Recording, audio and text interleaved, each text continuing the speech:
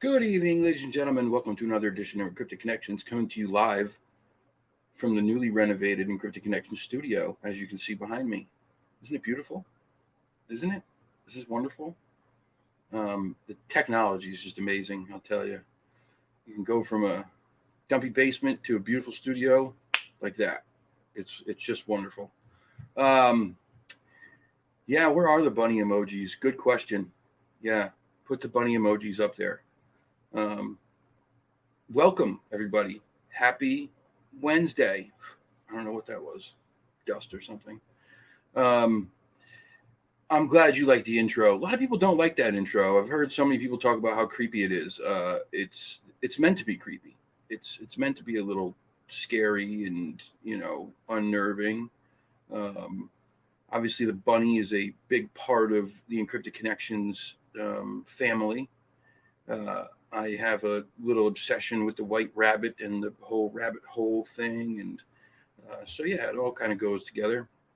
I have been thinking a lot about rebranding the show, making the intro maybe a little bit more upbeat.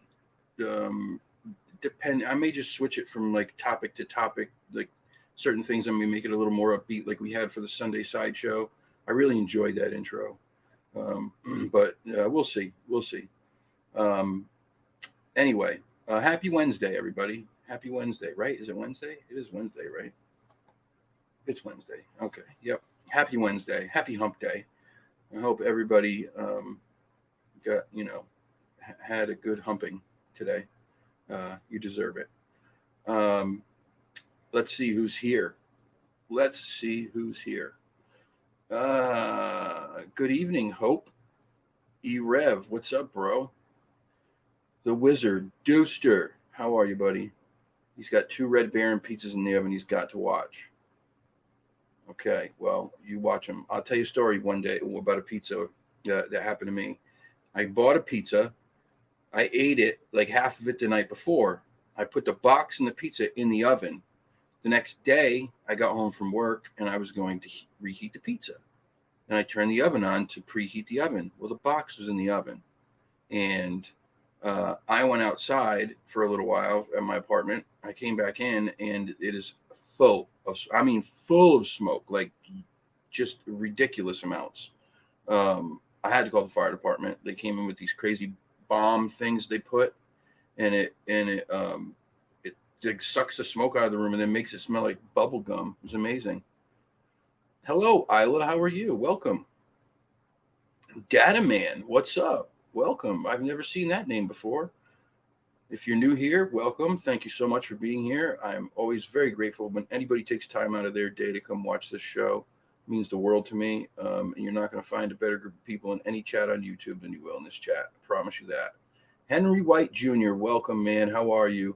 Larry Hart from Long Island. What's up, buddy? Good to see you. My boy Fresh. What's going on? Big Bernie. Big Burn. What's up, man? All the exhibits in the background are fake. They're not really there. This is what they call a green screen. I'm moving up in the world. I got a $9 green screen. It's the best we could do. Couldn't afford a new studio. I could afford a $9 green screen. So this is what we get. And the best part about this is that we can change where we are every show. I wanted to be in a cool man room studio today. Maybe next show I'll be in the forest. After that, maybe in the bathroom. Who knows? We'll see where it goes. Misty, welcome. How are you? Fireman. Yeah, my brother is a fireman. He's a captain, actually. God bless him. Yep, they all came to the house, and he came, and I got laughed at a lot. It was terrible though. It was the house was so full of smoke. It was awful. Salty, what's up, man?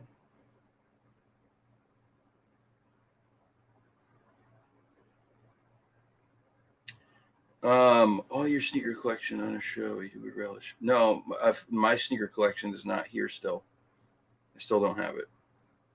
But it is in all my sneakers are in boxes, like just like you see on the wall behind me. All of my sneakers are in boxes just like that. You like black box with clear fronts that you have to drop down. They open and close to keep them from getting dirty, dusty, or the thing people don't understand about sneakers is that when they're exposed to the elements, even in your house, when it changes from hot and humid to cold, if they see the sunlight often, all that rubber on the sole oxidizes, changes colors, and then it rots. So you have to keep them in these boxes, otherwise, yeah, no good. Mikey, what's up, man? Mr. Lucci from the CARC. I was just talking about you yesterday with Joe from Hellbent Holler. They got featured on your show, and I was telling him, I was like, yeah, there's a group of great guys, man. Wonderful show. I am not coming to Whitehall, buddy, but I'm coming to, what's it called? Excuse me. I'm coming to Coos County. I'm not going to make it to Whitehall unless you want to come pick me up. Come scoop me. I'll go. Kyle's a collector of souls. Yes, I am. Damn it. That could have been the name of this show. Could have been the Soul Collector. Shoot. I didn't think about that. Hey, Harvest Mary Moon. Welcome. I haven't seen that name in a while. Good to see you here. I know, buddy. I'm way out of the way. Total opposite way. It's all good, dude. It's all good. We're getting deep here. You're right, Bernie. Sneaker soles are vulnerable just as our souls are. Yep, that's right. Coos County is going to be so friggin' awesome, dude. It's going to be so sick. I can't wait. I cannot wait. Perfect time of year, too. Like, it's perfect. Anytime you want to go to Acadia, let me know, bro. I'll go. In a heartbeat, man. I'll go in a heartbeat. Anytime you want to go, you let me know. And I'm always looking for someone to go out with, man. I was actually meaning to message you. I'm going to message you tomorrow, Mike. I had something I wanted to talk to you about. Pizza came out great with minimal carbon. Oh, Mikey, what's up, Long Island? How are you, brother?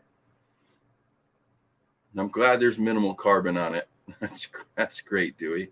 Red Baron actually makes a pretty good frozen pizza. I like the 4 cheese myself. I'll tell you, you guys know me. I'm a pizza guy, right? I'm the pizza man. I am a pizza snob through and through. You know how this goes. We talked about this many times. If you watched my lives all through the winter and fall and into the spring, you know that it was pizza Saturday and Sunday just about every weekend. I'd stop at Pepe's. I recently found a very, very, very good pizza place just a town away that is I put it right up there with Pepe's. It's phenomenal. It's called Vincitori. It's upbeats just like Pepe's makes. It's phenomenal. They use this like garlic oil on the pizza that's just out of this world. And then I had this frozen pizza from Newman's that sounded different, and it was incredible. It had 3 different cheeses on it that I had never even heard of. They were real Italian cheeses, and then garlic and lemon juice and olive oil. I know lemon juice sounds crazy, but I'll tell you what, it tastes like something Italians would make, and it was so refreshing. It was just incredible.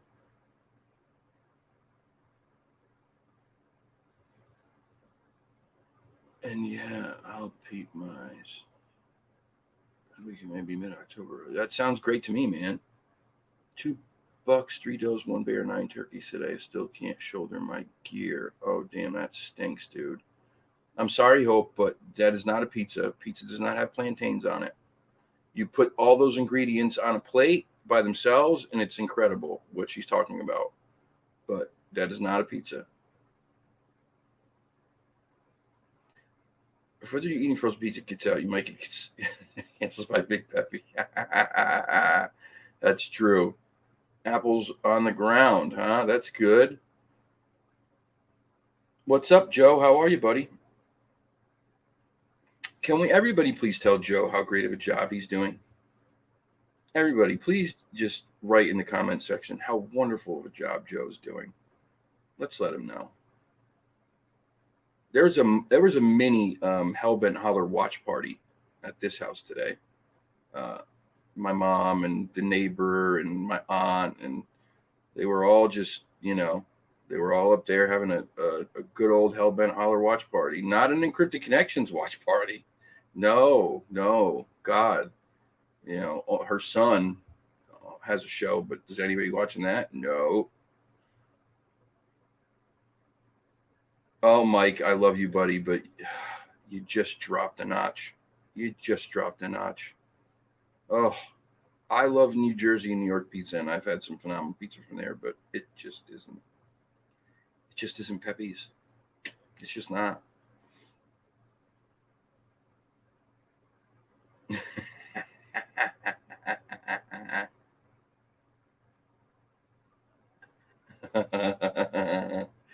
Thank you, everybody, for giving Joe his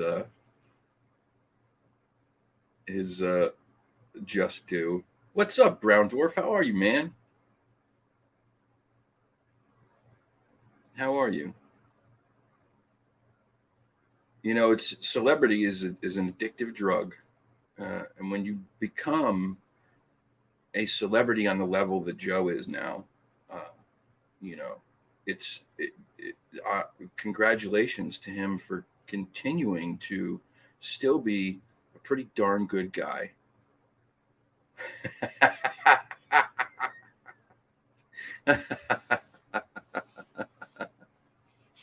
Oh, that's great. Red carpet events only now. Yep, that's right. Jesse's probably out right now at the yacht club with David Paulides. Isn't that right? Is that where she goes? Joe's probably eating his bowl of all green M&Ms. It's just a dick.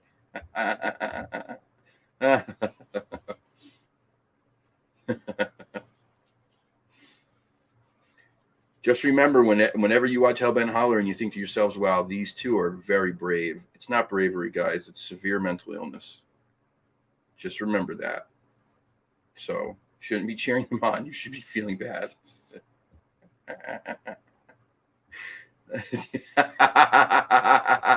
This is great. We could have a whole show dedicated to Joe and all this. This would be wonderful.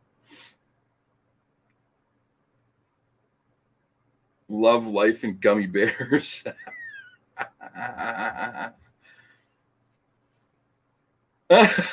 Hope.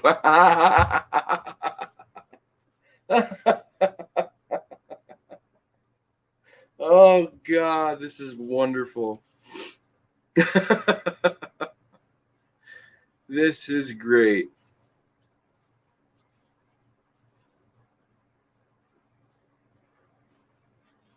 Oh, man.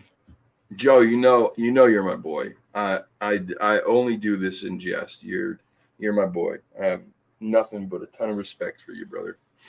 If I didn't, I wouldn't do this. The liberal bat eating hippies. No, what did they call you? Liberal what? What was it? It was great too.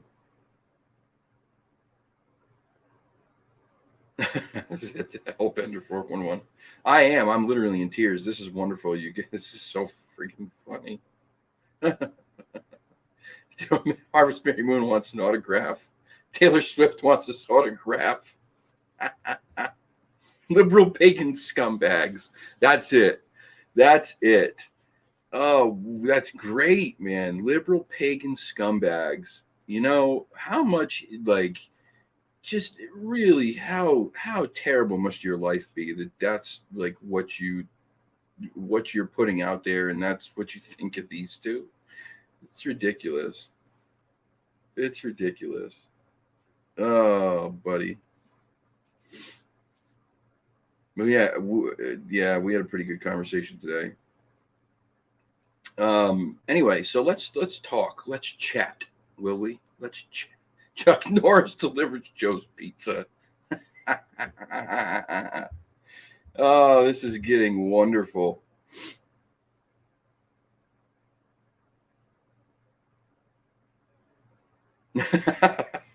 Taylor was the one with that orb in the forest.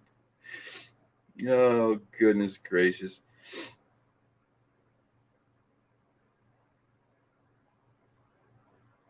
I have no idea what that word means. What is that word? Palaver? Somebody help me out with that one. I thought I had a good, a pretty decent vocabulary, but I don't know what that is. I know what a cadaver is. I know what it means to pull over. I don't know what a palaver is.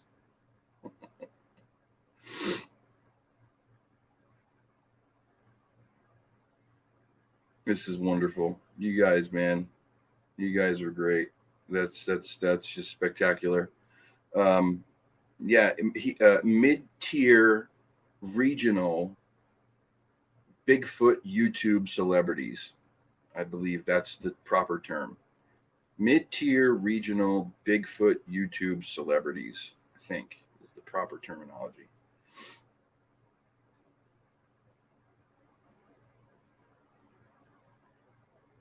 Oh yeah, Salty's got some crazy stuff going on. Let's do this. Let's get into some of this stuff. Let's talk. We won't talk for a whole long time. You know, maybe we'll do 45 minutes, just a little bit to talk about some of this weird stuff, these prophecies and these demons, and that's what it is, Bernie. I knew it. I knew it. A palavers when you pull over a cadaver. Fresh could have told me that because he's the man when it comes to linguistics. 12 people in this chat hosts alike. 12 out of 28. And I love all 28 of you. I really do. I appreciate every one of you.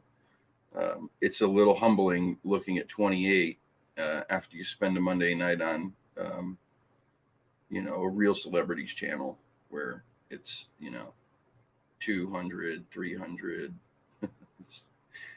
Everybody's swooning. What's up, Odyssey? How are you? So, I'm really interested in this stuff. 400. Thank you very much. Lonely fans. Oh, that's wonderful. Oh God, I was telling somebody the other day that times are tough. The channel's numbers are down. Money's rough. I was thinking about making an OnlyFans foot fetish page for people who are into a specific type of foot, like Hobbit feet, like Frodo Baggins. Do you think You think I'd get some takers? It's just a thought. Times are rough. You got to look. You got to really expand your portfolio. So yeah, Froto. That's exactly what we're going to call it. Froto Baggins OnlyFans. Yep, that's it.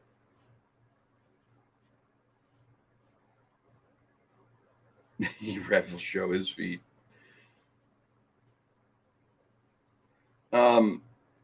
So yeah, I'm into this prophecy stuff. Like when I was a kid growing up, Mom was into a lot of that stuff and Nostradamus and whatnot. My grandmother was very religious. So there was always the talk of biblical prophecy. Obviously, any that stuff ties in with, um, uh, demons and stuff like that. All of this stuff kind of ties together. Demons, prophecies, and exorcisms. Most of it or all of it comes from the church. I'm not a religious guy, but I still think it's very interesting. Um, we was talking yesterday with Fresh about something. I forgot what we were talking about. Oh, we were talking about does magic exist? Like really? And oh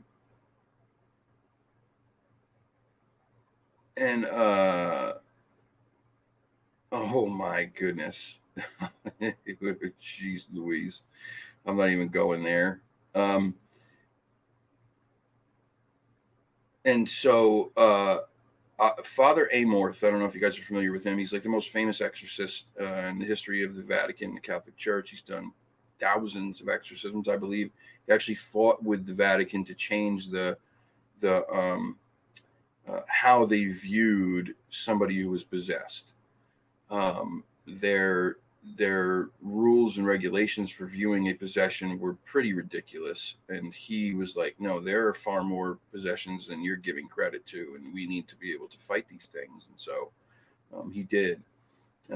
He spoke about magic, not magic as in like David Blaine and all that stuff, but like dark magic, and said that, you know, it's that truly it exists. It's 100% real.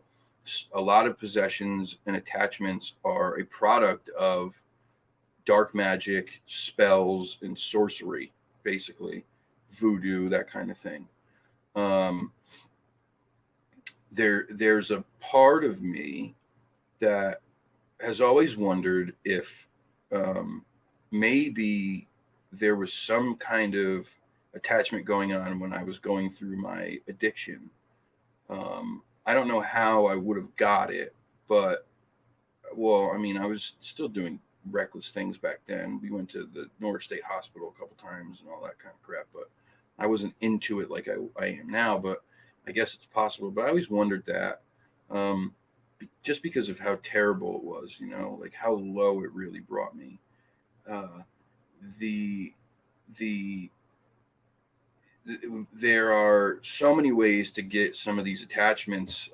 You know, you don't know what you're going up against. It's not like you have a phone line that goes directly to who you want to contact. Say you're trying to talk to a spirit and you want to talk to your grandmother. Well, you can't guarantee that that's who's going to answer. You know, there's no direct number. It's you're talking to whoever wants to come through, basically. And that's a dangerous game. It's a very dangerous game. I worry a lot about Joe and Jesse for the places they go and what they do. I think they're wonderful at what they do. They're incredible. I don't think there's anybody else who should do what they're doing. I think that they're, you know, both smart enough and educated enough and all that. But I still worry. It's scary shit. You don't know what you're getting into. But you know, these attachments, that they say that the devil was not granted the power to kill anybody, but he and his minions have the power to make you so depressed and down that you'd kill yourself, which is, you know, awful. It's terrible. And I was down during all that enough that I definitely thought about it a few times. I mean, yeah, it was bad. It's just, you know, that's scary stuff to think about. Now, as far as like the exorcisms go, there was a few that were very popular, a few that were very famous. Obviously, everybody knows the movie The Exorcist.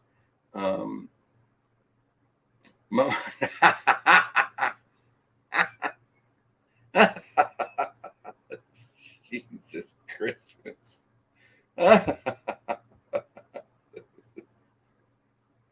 Oh shit. Oh man. Well, that's good, bro. I'm glad, because you're right. There ain't nothing getting past that. That's for sure. Oh geez, Louise. Just great. Great stuff. Great content. We don't need to even talk. That's it. Show's over.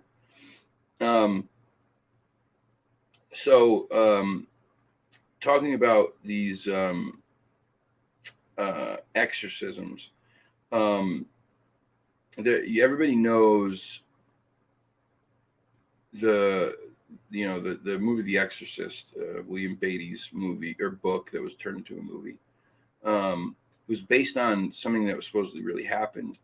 The name that they used for the kid, 13-year-old kid who was possessed, is Roland Doe. His name was never actually released because of privacy concerns, but that's the name they used. He was born in 1935 in a Lutheran family. His case began when he was only 13. Um, it started with like strange things that were happening in his life, strange and unexplained things that happened in his life, and then start these manifestations, like weird, mysterious sounds, scratching sounds, moving furniture, objects levitating. His family started to freak out, and they sought help from professionals or whatever. If you listen to prominent extras like Father Amorth and others, they can blow your mind. They are either conspirators and liars, or they're telling the truth. They aren't in it for profit. Yeah, exactly. Yeah, Bernie, that's a great point right there. Great point. They turned to their Lutheran pastor for guidance, and when that didn't work, they turned to the Catholic Church. The Catholic Church, specifically Jesuit priests, became involved. Father Raymond Bishop, Father William Bowdern, and Father Walter Halloran conducted a series of exorcisms on Rome. And the cases were later documented. It was a Thomas Allen book, and then William Beatty made it into the movie, right? Is that how that went? The by all accounts, these exorcism rituals were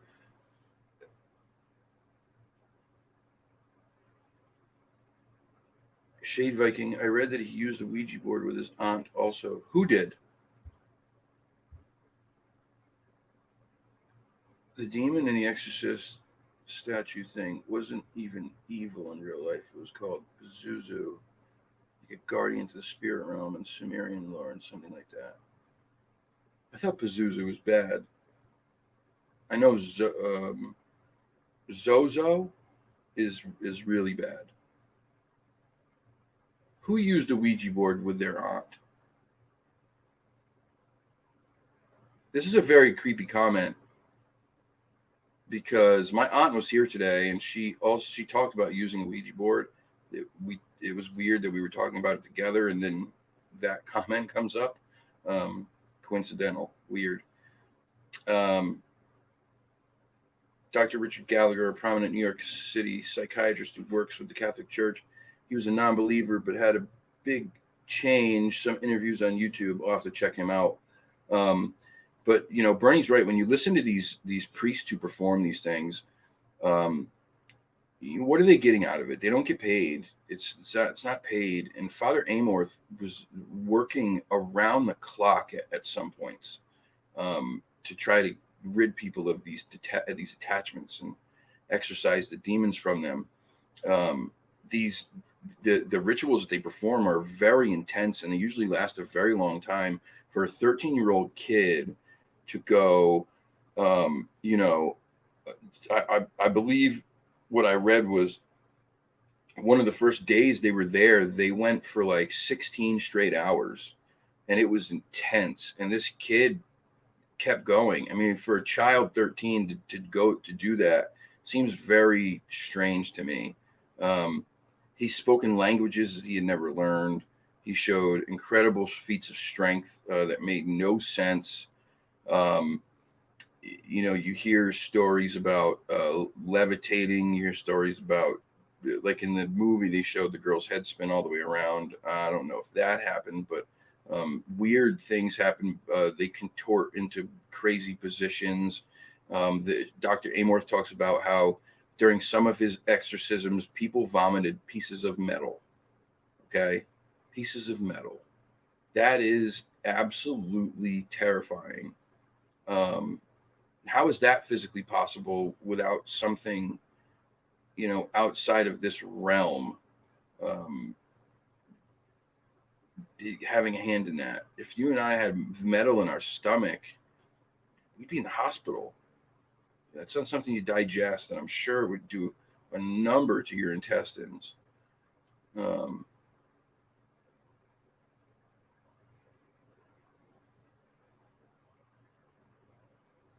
Mesopotamian, it was the patron of the southwestern wind, which was thought to bring sickness.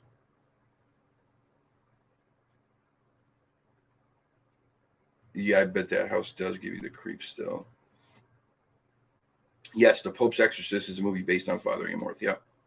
Um, Obviously, there's an entertainment angle to that, but I know that part of it is based on real life accounts. If you watch, he talks about a lot of the exorcisms he's done, the more memorable ones, and the things that that guy's seen are absolutely terrifying. I mean, there it's stuff that if it's real, um, it's the scary probably the scariest thing that I think I've ever heard in my entire life. Um, Apportation, the ability to port physical objects, object teleportation. Yeah, crazy shit, dude. Crazy shit. Moving stuff across the room, shit flying through the air. Nobody touched it, but it's flying through the air. Um, it's just scary stuff. And you know, Ouija boards were a Parker Brothers game, and so many people didn't understand what they were getting themselves into when they played with these things. Thought it was just a game. It's not. It's an invitation. It's a door. You're basically just going, here's the key, unlock the doors, open them wide, and go, whoever, whatever wants to come in, come on in. And there's already a line waiting outside of probably things that you don't want. Uh, Supposedly, the average length of an exorcism is about 18 months now. It was said to be shorter in the past. Many variables, including the current state of the world. I believe it, Bernie. I 100% believe it. Yep. I believe it. Father Amorth also talks about how the devil is in the Vatican. Um, he talks about how um, I forget which pope it was, but one of the popes was attacked by a demon or a demon at one point on their coronation day or whatever you call that. You know, the day that they get sworn in as a pope. They also talk. He also talks about how all of that pedophilia shit is surely the devil at work. Uh, is the Charlie game still a thing? That was like a simpler version of the Ouija board, I think. Charlie. I have no idea what that is. Charlie sounds creepy.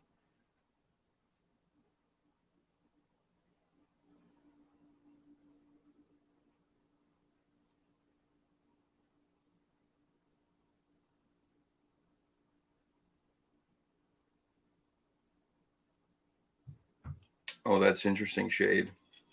My aunt talked about today how she had the Ouija board and she'd had it under her bed and she had these crazy night terrors. And she took it and moved it from under her bed to another room and the night terrors stopped.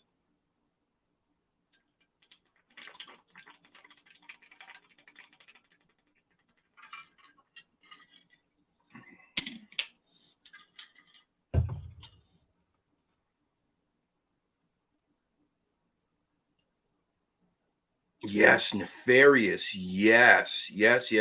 I'm glad you brought that up. I've heard so many good things about that. I have to watch it. I haven't seen it yet.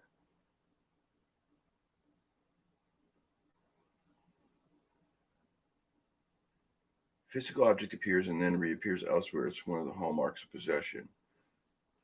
Make an extra two pencils, write yes, no diagonally, and ask a question. Supposedly, the spirit moves one of the pencils to answer. Oh, yeah, fuck that. No thanks. Nope, not into it. Hey, Sonia. Nope, not into it. Yeah, that whole speaking languages they don't know. Not only did that happen to Roland Doe or whoever he was, um, it also happened in a couple other famous cases. The Annalise Michel, she was from France, I believe. I'm trying to look right now. I have some notes. Um,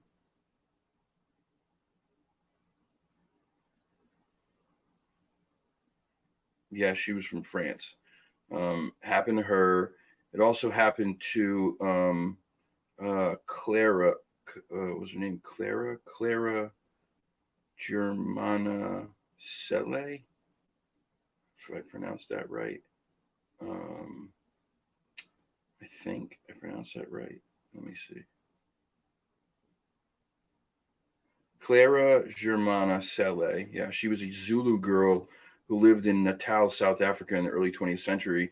She'd been a devout Catholic her whole life, but reportedly became possessed by evil spirits exhibiting signs of demonic possession. Her possession included speaking languages she had never learned, um, superhuman strength, an aversion to religious symbols, and making objects move without touching them. Um, scary, scary shit. Bigfoot, Littlefoot, what's up, dude? Do you think electronic spirit boxes are a version of a Ouija board? I think I think anything that you can ask a question to like that and something can come and answer, I think it has the ability to come through. There are TV shows where they go into these places and they'll tell you flat out, if you're going to watch the show, protect yourself before you do so. Say your prayers, keep some holy water and a cross nearby or whatever, and or they'll tell you do not watch it because it is still possible for whatever's there that they're looking for to come through the screen, even if it's a live investigation. Now that's terrifying to me. And Joe, again, here we go. I'm going to give Joe a little bit more for his ego. But Joe had talked to me about this topic once about intelligent non-human entities using technology to gain access to us. That right there is a perfect example, right? If they're doing a ghost investigation somewhere live and you're watching it on your TV, if something can come through that TV, and that's terrifying to think about that. It's terrifying. Same concept of doing CE5, ask and they may show up. Yeah, you're right. Shade, I believe you 100%. Honestly, I worry about hitchhiker effect rather than possession. Yep. The King's Pact binds them. Yeah. Yeah, the hitchhiker thing is real. It's 100% real. Just talking about it earlier today. I think some mental patients or schizophrenics might have been influenced by spirit, not all of them, just some maybe. I agree. That was the argument about Annalise Michelle. They put her in a mental institution. They said she had mental health problems, and then they said no, something else is going on here. She went through all these exorcisms over the course of months and months and months, and because of what was going on with her, she ended up dying of malnutrition. She wouldn't eat, or she couldn't eat. Crazy. Sign languages are ancient dialects dating back centuries. Recordings of these words have to be interpreted by experts. Yeah, that's the other thing. It's just how can these people speak languages that are ancient that most people on the planet have never heard in their life? How? Without having some other outside force or power to influence and tell them, to say these things. Makes no sense. It doesn't. Hi, Val. How are you?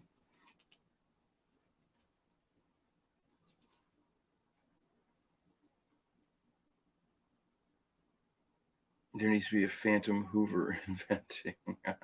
That's what the Ghostbusters had. They had a ghost vacuum. But I think a lot of these things that you use, like Dewey asked about the spirit box. I think if it can communicate and you can ask it questions, then shouldn't it have the ability to kind of come through there just like it does with a Ouija board? Because a Ouija board is just a piece of cardboard, basically, right? Why wouldn't it be able to come through a spirit box? Makes even more sense to me that it could come through a spirit box because it could use the energy from it on the way out.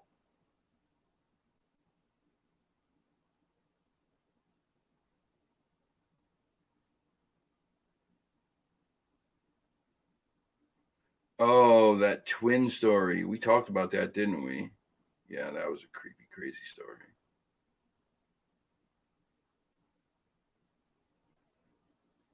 It's right. It's all about opening the door. It's about the invitation. The invitation, like I said before, is not to one spirit or one person. It's not like you're writing a specific invitation saying, okay, here, this is for Graham, this is for Grandpa, this is for my friend who passed away. I want them to come through and talk to me. What you're doing is you're just literally sending out a mass invitation to anybody, anything out there that wants to come in. And then at that point, you it's heads or tails, 50-50. Maybe we get a good one, maybe we get a bad one, maybe you get multiple bad ones. Maybe you end up like one of these people on that I'm talking about here, Roland Doe or Annalise Michel or Clara Selle. It's scary, scary shit.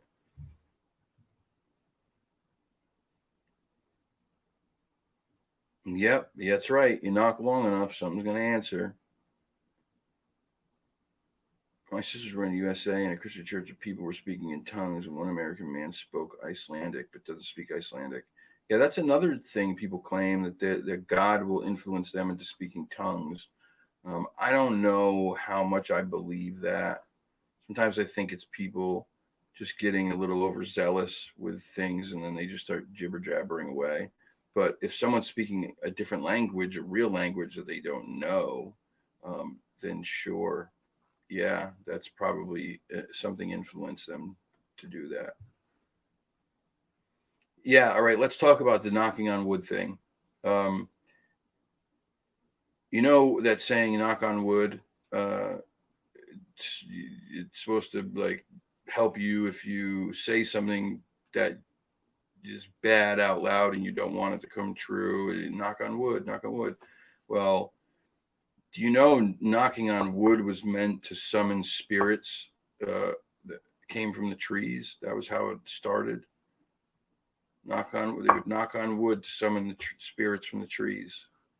Um, Interesting when you think about the correlation between that and the Sasquatch topic. Tree knocking, right? Tree knocking on wood to summon spirits. Really strange coincidence. Really strange. Do I believe there's a super intelligent evil operating in the world? If so, isn't it also reasonable that there is an intelligent benevolence God? Yes, I do believe that there is an intelligent benevolence. I do. God or the great creator or whatever you want to call it. I'm not religious. I'm spiritual. I do believe that there's something greater, and that whatever that is, it's a loving, caring thing. Where there's good, there has to be bad. We see bad every day in the world anyway. I mean, we see pure evil here. Um, let's talk about pure evil existing on the planet in the form of prophecy. One of the prophecies in the Bible is the end times and the Antichrist. Um, it's been theorized that it was going to be somebody from the Middle East. I think the most recent one that I've heard is that it's going to be a French man. Um, I immediately went on the internet and was like, "What nationality is Elon Musk?" I swear to God, that's the truth. I was like, what nationality is this guy? He's trying to put chips in people's brains and shit. He's probably the Antichrist, but he's not French. Um, but yeah, so where there's good, there has to be bad. And if there's a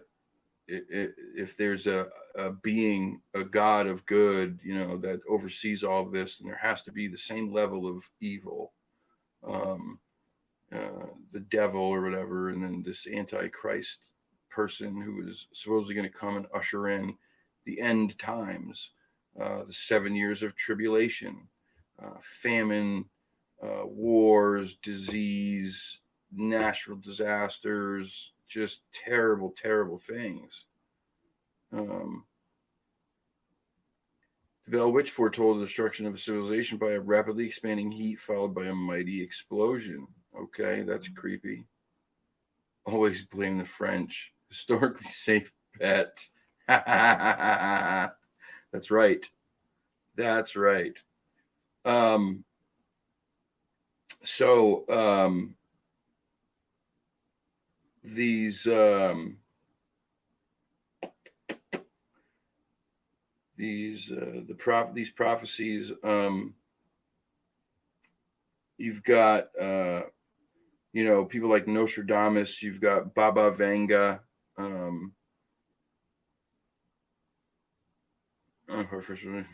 Partly my fault.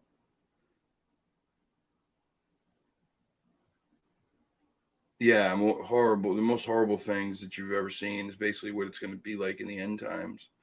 There was, Nostradamus, 16th century. Some people believe that some of his stuff is coming true. Like he predicted the French Revolution, World War II, and the rise of Hitler. However, some of these interpretations are often highly speculative, and many consider Nostradamus' writings to be open to broad interpretation. Yeah, it's possible too. The prophecy of the popes. This prophecy is attributed to Saint Malachi, an Irish bishop who lived in 12th century, said to have had a vision of the future popes of the Catholic Church. Each pope is associated with a short Latin motto and phrase. While some believe these mottos have accurately described the reigns of various popes, others argue that the interpretations are subjective and open. Then you have that whole Mayan calendar prophecy, 2012 supposed to be the end of the world. Well, that came and went. Nothing happened. But you could also argue that our calendar is not accurate. So their 2012 could be 100 years further into the future because it's our calendar is not accurate. Then there was Edgar Case. They called him the Sleeping Prophet. Have you ever heard of that guy? He was a psychic from America. Made medical predictions and medical diagnoses and predictions, many of them in a trance-like state. He was said to have predicted the discovery of the Dead Sea Scrolls. Then there was the prophecy of the Great Fire of London in 1666, 1666.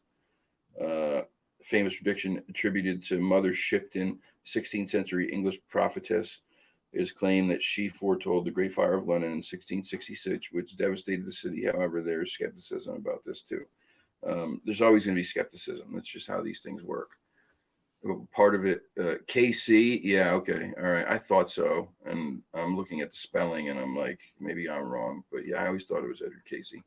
Hard part about prophecy is that so much is open for interpretation. People conflate things. The apocalypse has been associated with various events, figures over centuries. That's true,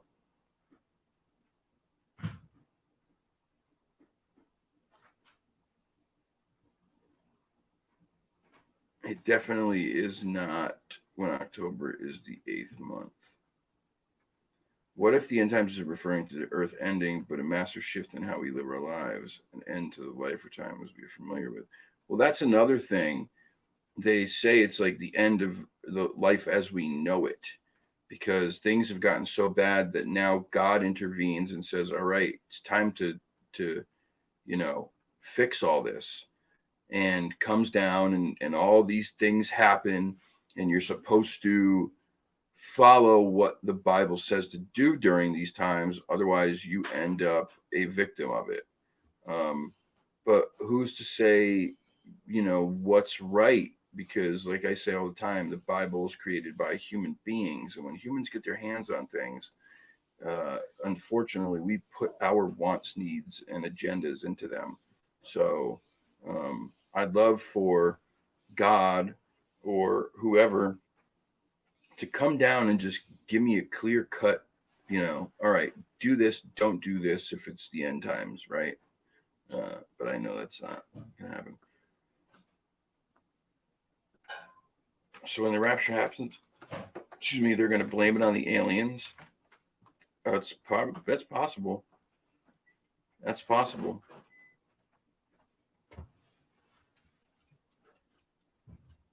There's 13 months I've heard.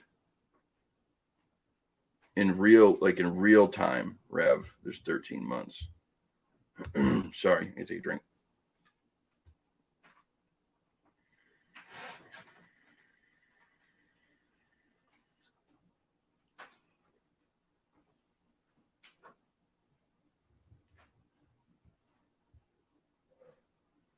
Love that I live in Cincinnati.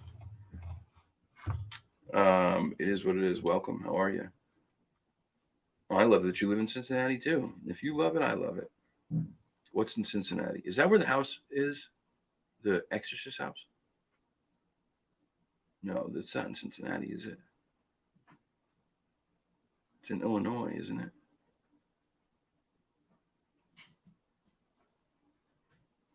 Oh, I forgot I was wearing a Bengals hat. Love the hat. I live in Cincinnati. I just forgot. I didn't see that part. Oh, okay, good. Right on.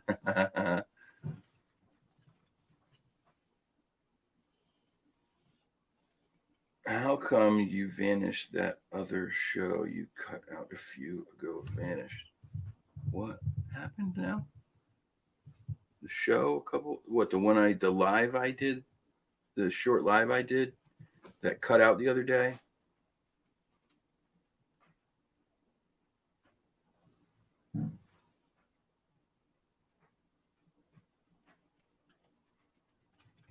Oh yeah, my phone died, and then I was like, I'd have to plug it in and set it all up again. I just didn't do it. It was just one of those like quick, short live things anyway. So I was like, yeah, I'm not gonna plug it in and set it all up to get back on again. I was sucked into a portal. That's really what happened. But I'm curious, I'm curious if you guys, are there any prophecies that you ever heard in your life, um, that you ever thought like, okay, maybe this is potentially could be real, or um, any of those. Like as a kid, to hear those things, it was scary to hear that, the end of the world is coming. This is what's going to happen. Like that was terrifying stuff as a kid. Traumatized me. But I'm curious if you guys heard and ever heard any, and what they were, or ever heard if any of these prophecies from these people have ever actually come true. It was a mystery when it happened. That's right. It was. Mystery solved.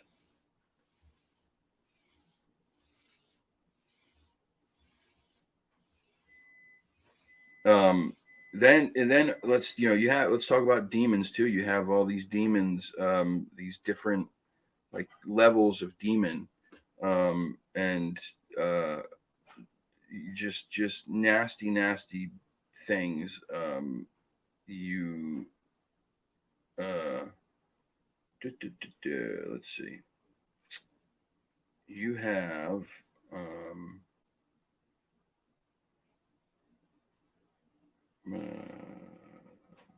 what is his name there?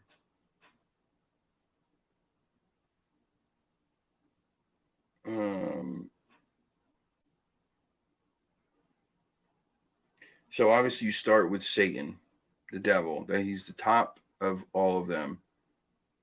Erev just gifted 5 memberships. Get the hell out of here.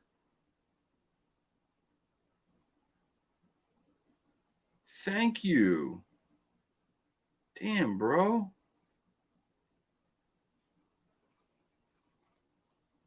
That's amazing. Thank you so much, man. There's 5 memberships up for grabs if you guys don't have them. Hope knows how to get them. I don't even know how to get them.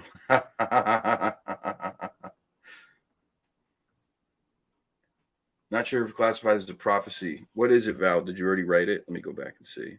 Oh, Y2K. Yeah, that was that. Yeah, I mean, I don't know if that was a prophecy as much as it was like people were afraid because they thought the computers calendars weren't going to roll over, and if it went to 000, that the computers were going to fail, and that meant that everything was going to fail. Yeah, but I remember the people freaking out about it, totally freaking out. Yeah, it didn't worry me whatsoever. I could care less.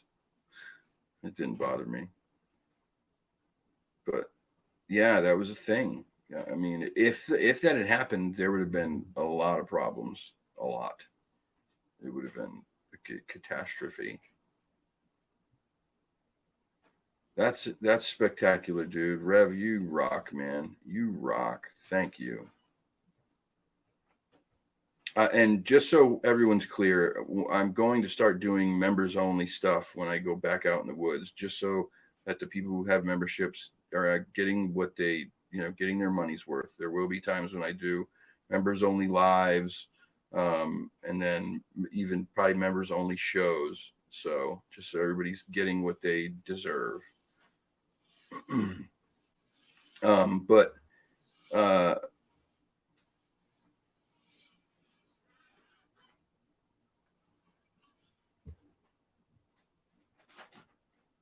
wait a stinking minute. Wait a stinking minute here.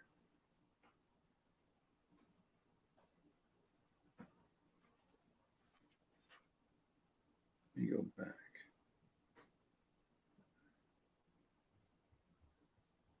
Oh, never mind. All right, never mind. Yeah, Froto fans. Yeah.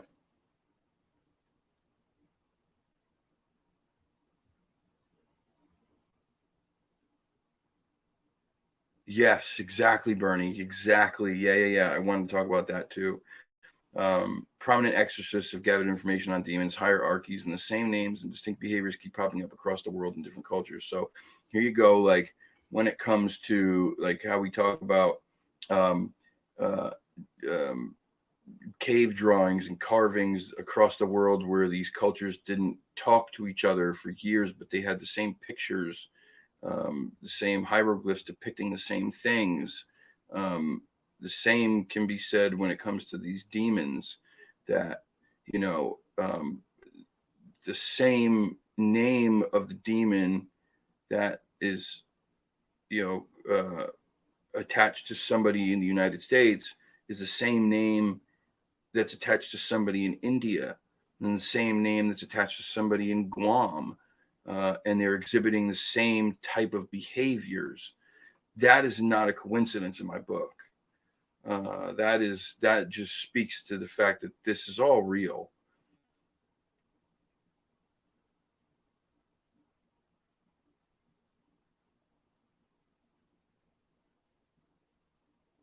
Things we're going to as we know it. Like how's it? Yeah, the 2012 Mayan calendar thing again. Yeah, it didn't worry me. I because I always think like, okay, well, I don't think our calendars are completely accurate. So if they say 2012, it's probably not going to happen in 2012. I mean, and if you think about God's time and our time, it's vastly different. Um, you know, an hour here to God could be, 10 years. We don't know. So as far as interpreting that in the sense of time, human time, how we perceive it, I don't think it's possible to be accurate.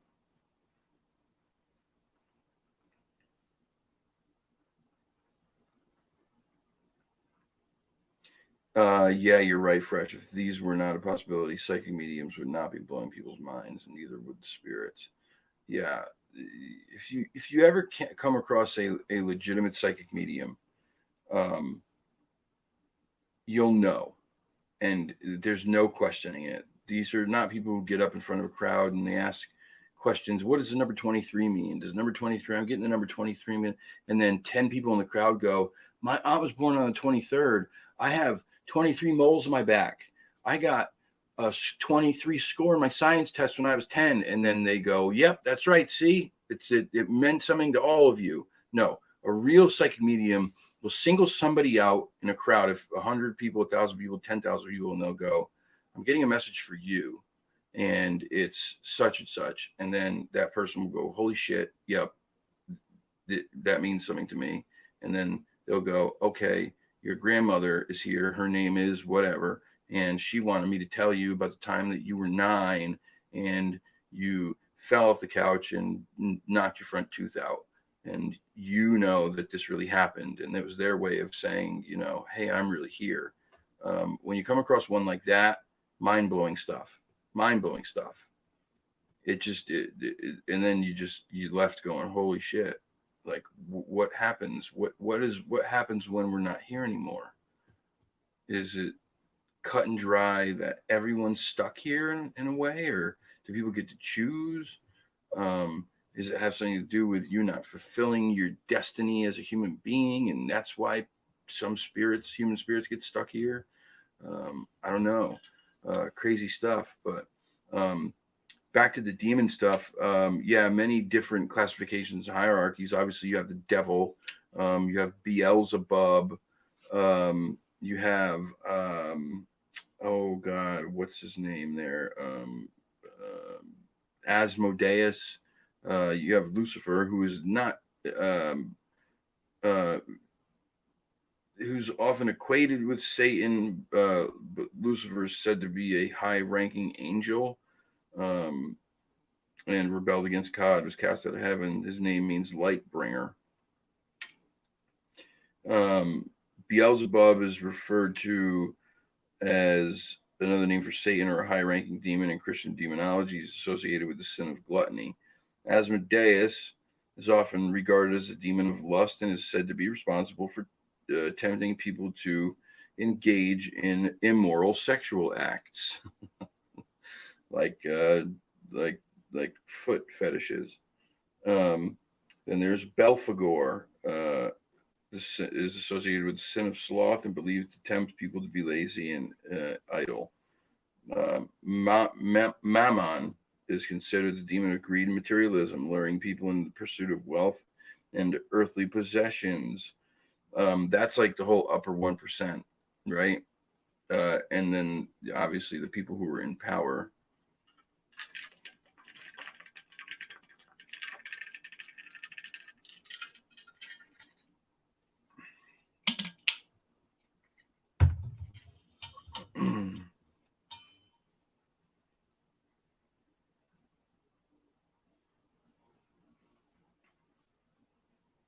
Hey, Grace, how are you? Then you have Belial, um, who represents lawlessness and rebellion. He's often associated with deceit and seduction. Um, you know, these these demons are very scary, terrifying. If you've ever seen um, any like legitimate paranormal investigation shows where they are trying to communicate with something dark on purpose, um, you don't see many of them, because what happens when they do this is generally that thing obliges, and then they have some really bad stuff happen. Like, I remember when Ghost Adventures was still like really doing something legitimate, and they were at Bobby Mackey's, and Bobby Mackey's was a hotbed for very negative stuff, and it ruined all three of their lives. Like, whatever went home with them literally ruined their lives. It ruined both Nick and Aaron's marriages. It caused physical illness for all three of them, like bad shit. And their lives were turned upside down. They almost stopped the show during all that because they were fighting with each other. It was crazy stuff.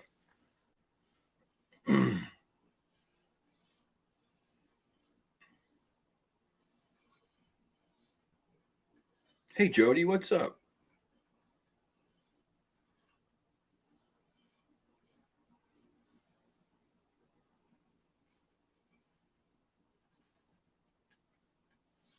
Holler took off because they're going on PRT this eve again to talk community troubles.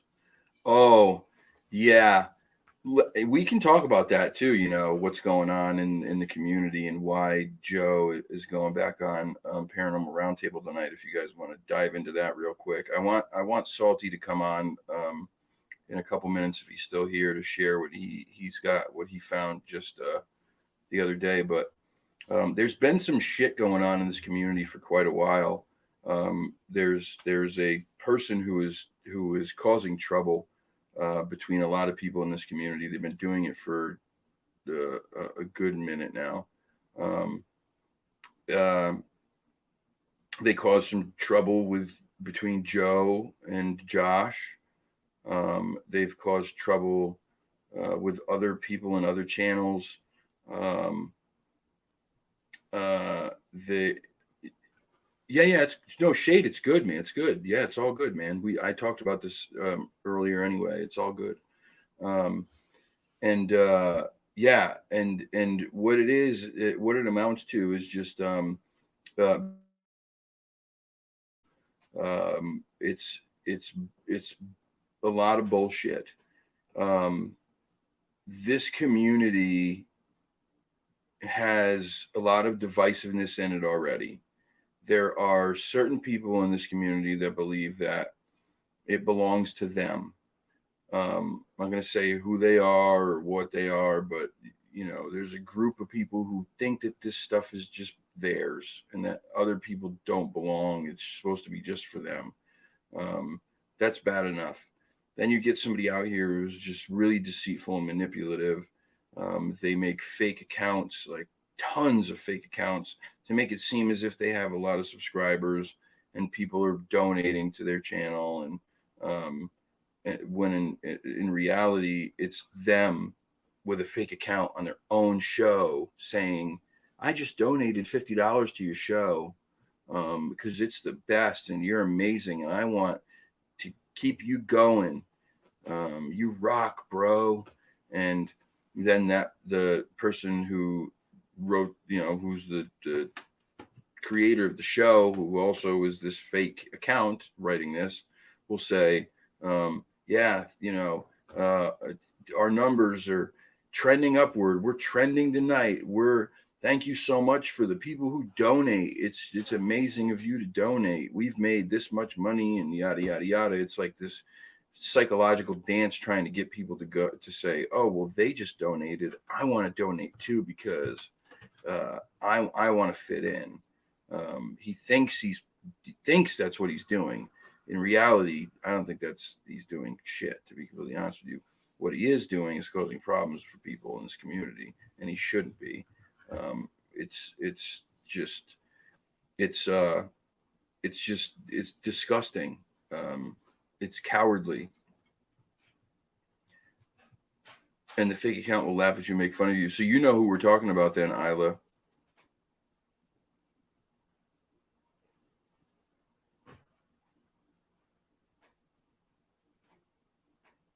Yeah, that's the other thing. They will. The fake accounts will go on and they'll make fun of you and they'll talk shit and they'll drag you down. Yep, they will 100%. Yep. Um, I don't know if you guys are familiar with who I'm talking about yet, um, but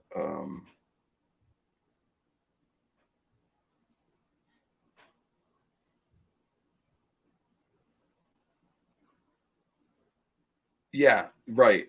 Yeah, exactly. Do what you want with your own channel. Don't try and disrupt our live streams. Yeah, that's right. You got your own channel. Too bad people are leaving it and it sucks and you have to fake accounts and pay for fake accounts to make it seem like you're doing something when you're not. But that's your own fucking fault. Don't go on other people's channels and try to screw with them. That's bullshit. Um, I don't know what he did to Josh, but I know he messed with Josh Turner of Paranormal Roundtable, and it upset Josh to the point that he had talked about a potential restraining order. Which, if it gets to that point, that's just we got problems, man. We got serious problems, and he was doing it to Bettina Moss, also, who Bettina's a friend of the show.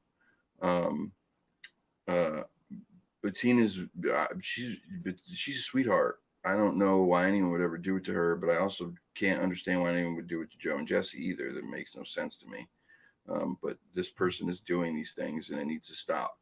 Um, they're just I don't know why anyone feels the need to do this. They even said, I guess, out loud at one point that their whole plan was to cause problems between people in this community, between podcasters and YouTubers and creators in this community, so that we'd all be infighting, and then he could hopefully funnel subscribers into his channel, and then get all these subs, which is, it's just a dirtbag.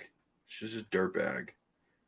You do things like that, you're a bully, but you're the worst kind of bully.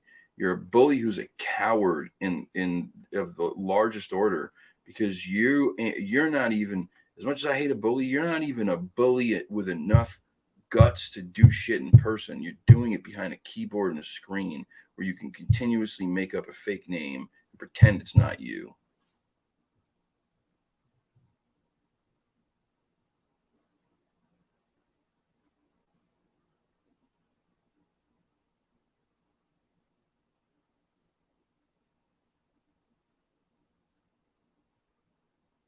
I have not a Scooby-Doo. Who are you?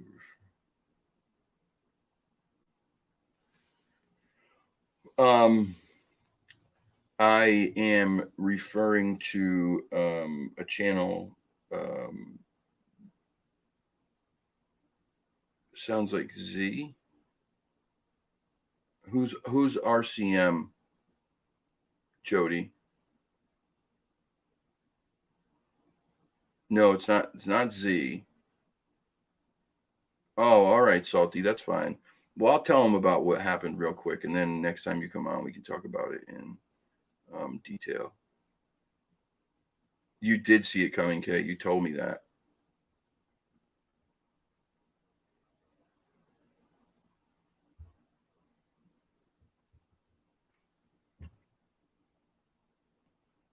No, is that? I don't think it happened with Red Creek. I don't think so.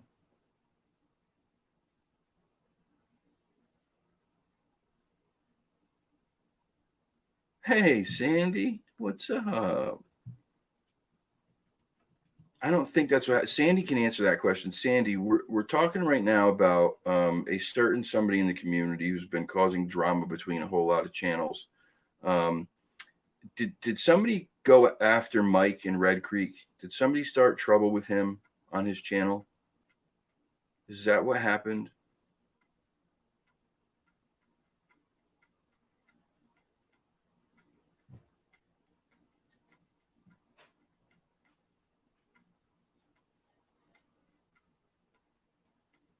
I'm just going to say it. It's abnormal investigations.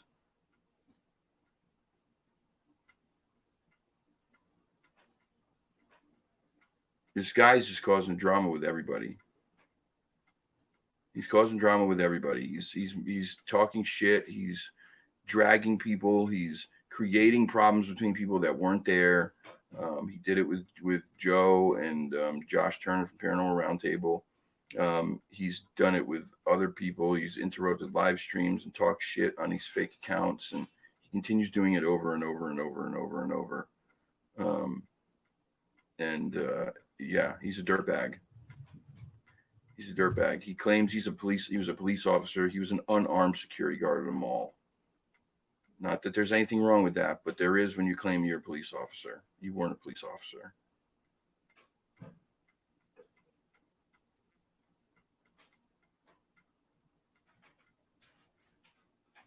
Well, I mean, he's got 24,000 subs. He's been doing this for a long time, but I'm guessing that a lot of those subs are fake. That's my guess.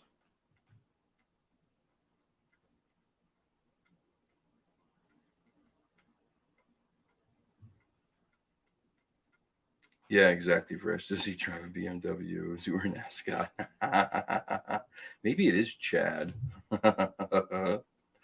Maybe it is.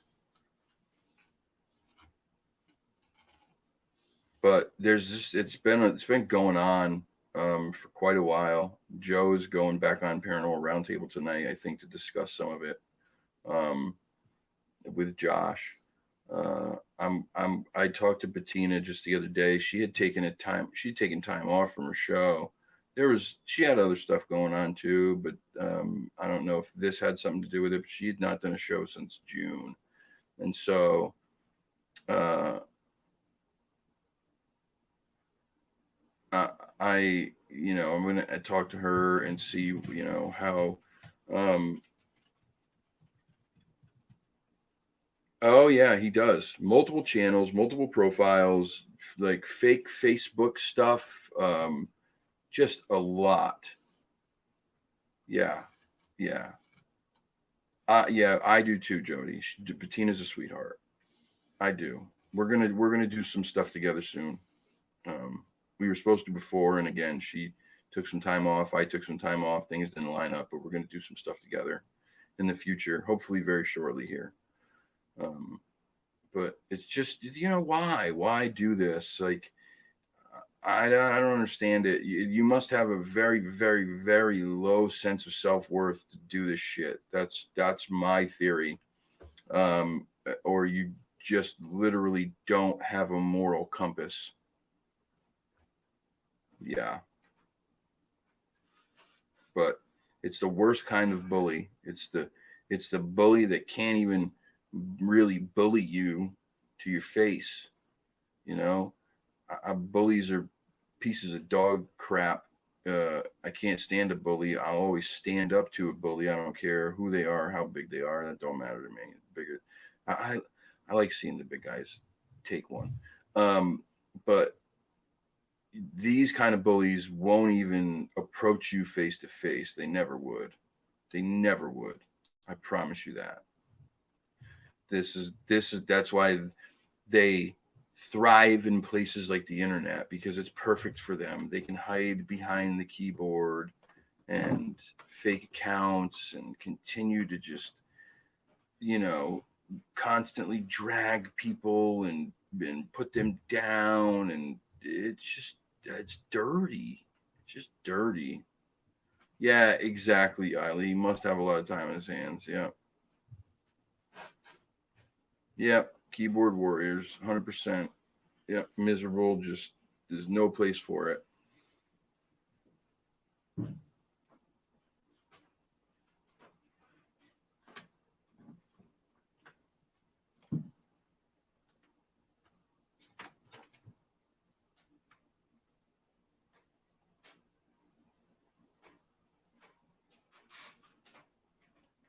Wait, what? It's okay to challenge evidence in good faith, but not the way Kyle is describing it's free speech terrorism. Are you saying I'm committing free speech terrorism by questioning this guy for what he's doing? You're saying what he's doing isn't right? I'm confused.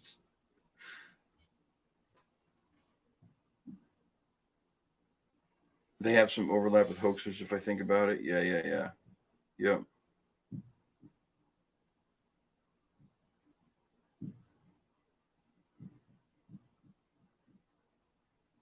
Don't you have to have one email per channel? So imagine how many emails he has. Yeah, exactly.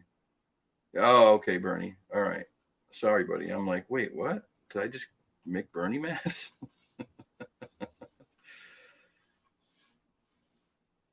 Listen, again, there's room for pure entertainment in this field as long as you're honest about it, what you're doing, right? If you're doing this and you're creating stories for entertainment, that's fine. There's room for that. If you have a channel and it's purely entertainment, it's not real, and you're doing it just to try to make a buck, that's totally okay. Go for it, but be honest about it. Don't lie. Don't say it's real when it's not. That's not cool. Thank you, Bernie. Well, I'm Bernie Gannon, ride or die. Also. But I just wanted to put it out there. You're right, Fresh. I don't want to give too much energy into it. I just wanted to let everybody know, that this is going on. I don't want anyone to get sucked in or fall for it or whatever. I like people to know. Um, when these things are happening, so that then it's your choice. I'll never tell you what to do.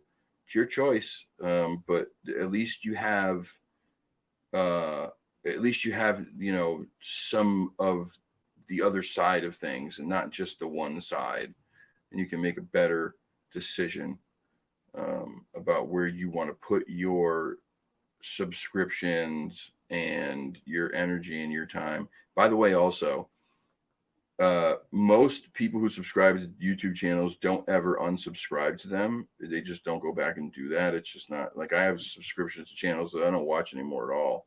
I've never unsubscribed unless it was somebody who was doing something really just terrible. But when there's something like this, I would say go unsubscribe. It's just me though. Take the minute and go click. All set.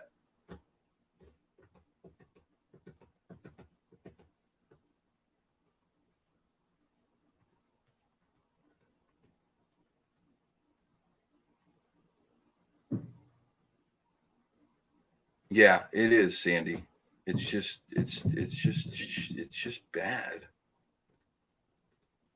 Oh, good stuff, Hope. Good stuff. I'm gonna start unsubbing too. Every time I hear unsub, I think of Criminal Minds. The unsub. But anyway, that's it for that. Let's wrap this show up with what Salty's got going on. So Salty's been having activity at the house. Remember, he came on and we talked about the the boat he has there and how he moved it, and when he did, something would take the tools and move that, and then they moved the fencing and then kind of messed with his stuff, and then when he put the boat back, that activity stopped. I had said to him, does that boat offer something, whatever this might be? Does it offer it cover? Does it give it an area that it can watch more of what's going on in your yard and your house if it's back there, as opposed to when you moved it closer? And he was like, oh my God, I never thought about that, but yes. So my thought was, okay, they didn't like you moving it because it took away some of the cover where they can sit and watch. He moves it back and that stuff stops. But he has these fruiting trees with these bananas. I've never seen them either. They're weird looking bananas. But there's some kind of banana, green looking bananas. And they grow all on this tree. Well, all of them have been picked off except from, like, I think he said 9 or 10 feet and up. So everything below like 9 feet and down has been picked off and eaten because they're all gone. But above that, they're still there. We got big deer here, big suckers. I can tell you right now, I had a 10-point buck in my backyard last year. I walked around the side of the house to go find one of the cats at 5 a.m. in the backyard, and damn near bumped into this thing. And he was a juggernaut. He was massive, on all fours. His head was, I mean, his head and his back he was just so big. But even on his hind legs, there's no way he's reaching 9 feet to eat these things. And the deer are shorter and smaller down in Florida, so it's not deer. With all this other stuff going on there, points to, back to our old friend, the Sasquatch. Interesting stuff. He said he got his SLS camera is going to be up and running, because I'd love to see what that catches down there.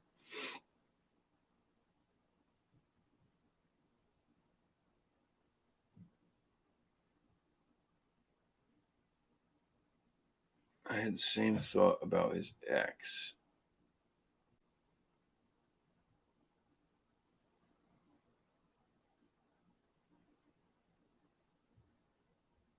Who's ex? That dude? Yeah, there's also some rumor about him and his 20-year-old daughter having some weird whatever, but that's, neither here nor there. I don't know about that. But yeah, I just, don't We don't need any of that in this community, man. This is already hard enough. It's already hard enough. We already have enough shit against us. People not believing, hoaxers muddying the waters, no funding to do any of this. It's all out of your own pocket. We don't need any of that BS. We just don't.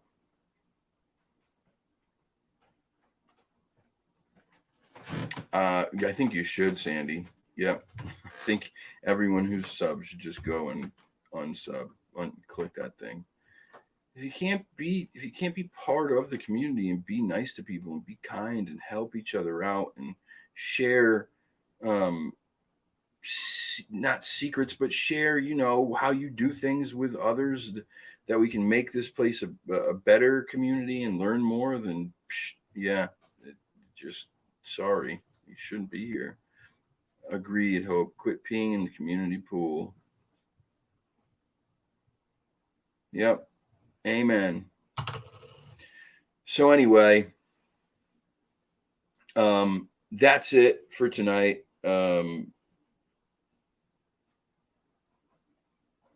Yeah, I hope you enjoy the topics. I just find all that stuff very interesting. It all kind of ties together too. I'm watching out for the prophecies that are happening now. They're supposed to happen now. I mean, I always watch out for the signs that the end times are here. We may be getting close. There's just a lot of weird stuff, like ramping up of natural disasters over the last 10 years. Illnesses. We had the pandemic. Like, it's just crazy. 3 5 in the Roham mystery file.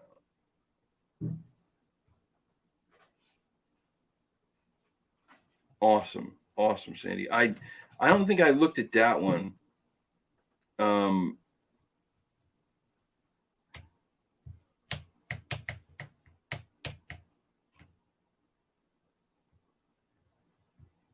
Good stuff, Bernie. Yeah, I know. I'm not sub to the guy. I'm not, but people sub to things because they, it entertains them in some way, and I don't blame anybody for that. It's easy to fall for some of the bullshit. We're not, I'm not perfect. Nobody is, and so sometimes you get sucked in, and that's it. I will, dude. I don't think I watched that one. I looked at the that weird grass skirt thing. That was strange as shit. The last one you sent, but I didn't. I went to the 1 hour and 6 minute timestamp and didn't see anything that pertained to what we talked about. I don't think. Maybe I'll have to watch it again, but that's whatever. I'll go check it out. I will. Oh God, sorry. Kyle to hit 1.5 subs by December. No, what's probably going to happen is I'll go down to 1,000 subs by December. That's probably more accurate.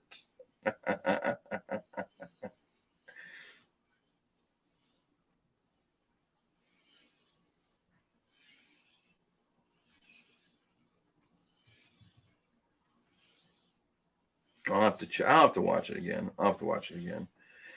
But anyway, thank you all for tuning in. I'm working on some stuff again. Getting some people back on the show. I liked having people on who pop in just out of the chat. That's really fun. So I think we're going to start. I'm going to continue doing that every now and again. I think it's interesting. It brings a different layer to the show, and people can come on and talk about things, and you never know where things can go from there. So I thought that was really cool. Salty coming on and Hope popping on. It went really well. So I think we're going to continue to do that in the future too. And I think I might even have a part-time co-host coming on the show. Yeah. There he is right there. So I guess that's confirmation. Dewey has agreed to co-host the show with me from time to time, which is just amazing. Uh, you know, you all know how much I love Dewey and how I admire him and look up to him. And so this is a thrill for me to have him come on the show. He's already been on the show twice, and to have him come on and co-host is just a thrill. So thank you, Dewey, for accepting that. I'm looking forward to it, buddy. Um, yeah, salty stuff is freaky, man. He's got weird stuff going on there. It's weird. It's not normal stuff. This is not deer. This is not dogs. This his neighbors. You don't got no neighbors there that are doing anything weird. It's a strange thing that's going on there. Yeah, that creating that weird tunnel and that like weird blind right by the water. Um, yeah. Oh, that's great, Bernie. That is wonderful. Yeah. If Dewey did an AM show, it could be called The Morning Dew. That's amazing.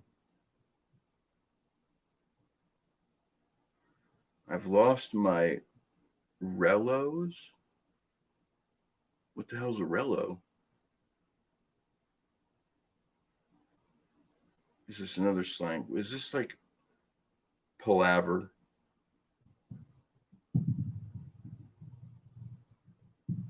It could be Mountain Dew too. Is Rello another word like palaver, like pull over a cadaver?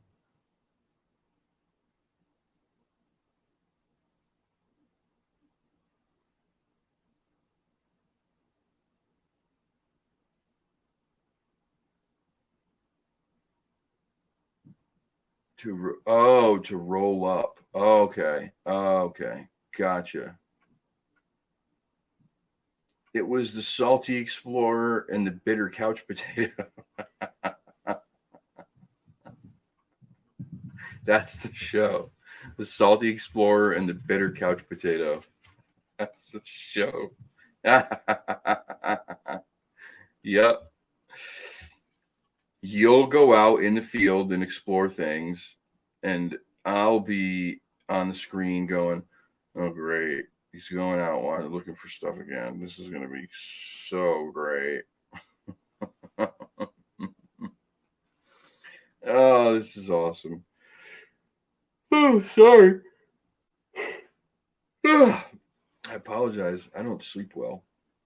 I get tired, but I just don't sleep well. Um. Anyway, drag this out all night. Entirely new EC lexicon, a shorthand for us. That's right. That's right. All right, let me get out of here. Thank you guys for tuning in. As always, I appreciate all you guys. Rock so much. And what's today? Wednesday. Today's Wednesday. Sunday. It's supposed to rain here Saturday. We just had 4 straight days of rain. Literally 4 days of rain in a row, and not light rain. It rained heavy every single day, all day long.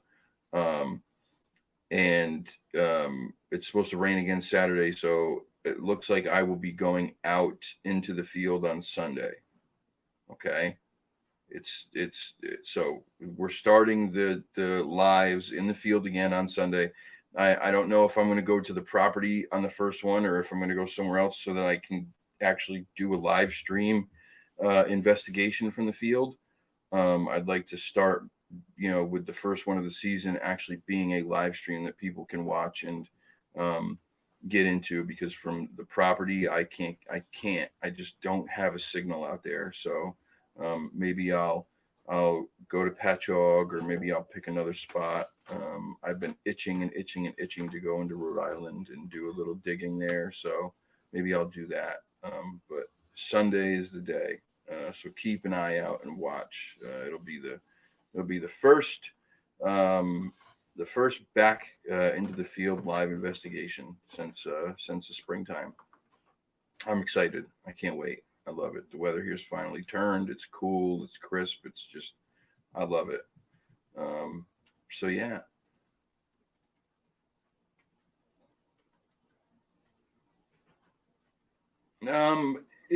live streams are tough to do solo. A solo show is difficult depending on how you do the show. But doing it from the field, the investigations, it's not too bad.